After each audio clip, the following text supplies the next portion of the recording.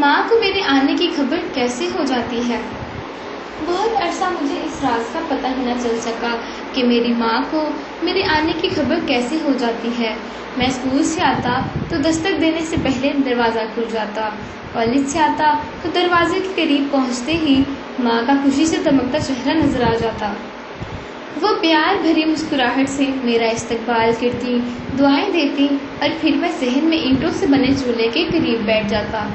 ماں گرما گرم روٹی بناتی اور میں مزے سے کھاتا۔ جب میرا پسندیدہ کھانا پکا ہوتا تو ماں کہتی، چلو مقابلہ کریں۔ یہ مقابلہ بہت دلچسپ ہوتا تھا۔ ماں روٹی چنگیل میں رکھتی اور کہتی، اب دیکھتے ہیں کہ پہلے میں دوسری روٹی پکاتی ہوں یا تم اسے ختم کرتے ہو۔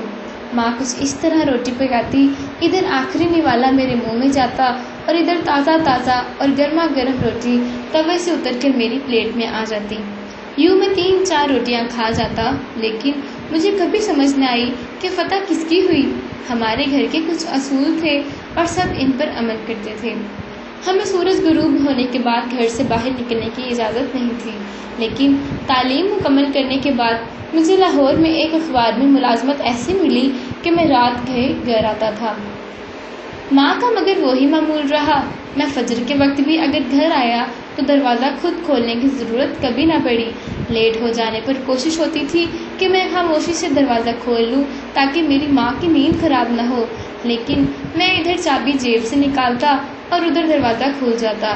میں ماں سے پوچھتا تھا، آپ کو یہ کیسے پتہ چل جاتا ہے کہ میں آ گیا ہوں؟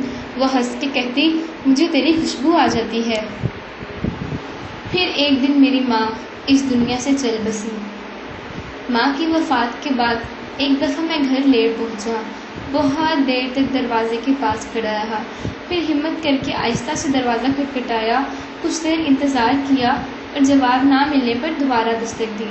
پھر گلی میں دروازے کے قریب اینٹوں سے بنی دہلیز پر بیٹھ گیا۔ سوچوں میں گم، نہ جانے میں کب تک دروازے کے ساتھ ٹیک لگائے بیٹھا رہا اور پتہ نہیں میری آنکھ کب لگی۔ بس اتنا یاد ہے کہ مسجد سے اذان سنائی دی۔ کچھ دیر بعد سامنے والے گھر سے امی کی سہیلی نے دروازہ کھولا۔ وہ تڑپ کر باہر آئی۔ انہوں نے میرے سر پر ہاتھ رکھا اور بولی، بیٹا، تیری ماں گلی کی جانب کھلنے والے تمہارے کمرے کی کھڑکی سے گھنٹوں جھانکتی رہتی تھی۔ ادھر تو گلی میں قدم رکھتا تھا اور وہ ادھر بھاگ کر آ جاتی تھی۔ وہ بولی، بیٹا، تیرے لیٹ آنے، رات کے کچن میں برتنوں کی آوازوں اور شور کی وجہ سے تیری بھابھی بڑبڑایا کرتی تھی کیونکہ ان کی نیند خراب ہوتی تھی۔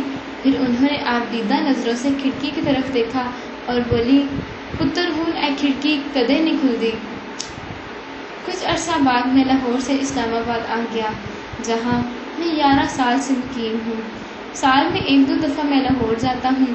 میرے کمرے کی وہ کھڑکی اب بھی وہاں موجود ہے، لیکن ماں کا وہ مسکراتا ہوا چہرہ مجھے اب کبھی نظر نہیں آیا۔ باغ کے سایہ کی ناقدری مت کر اے نادان، دھوپ بہت کاٹے گی جب شجر کٹ جائے گا۔